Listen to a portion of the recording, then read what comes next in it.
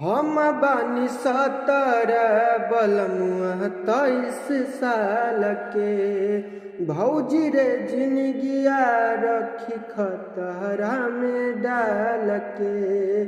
हम बानी 17 बलमुआ 23 साल के।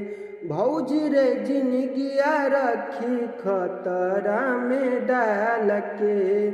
केतनो होई निमन तसुतैबे नु करी। ये तना फरह कबाऊ मरिया में कमरिया त दुखैबे नु करी।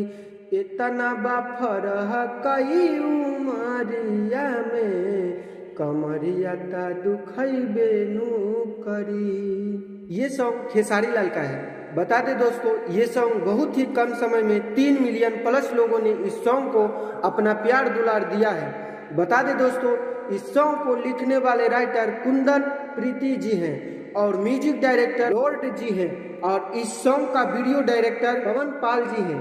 बता दें दोस्तों, इस सॉन्ग का वीडियो क्वालिटी बहुत जबरदस्त तरीके से शूटिंग हुआ है। बता दें दोस्तों, ये सॉन्ग को आप लोग एक बार जरूर सुने और अपना प्यार दुलार जरूर दें। बता दें दोस्तों, इसी प्रकार से भोजपुरिया से लेटेस्ट जानकारी पाने के लिए हमारे चैनल से जुड़ें और नए नए वीडियो पाने के लिए हमारे चैनल को सब्सक्राइब करें। धन्यवाद।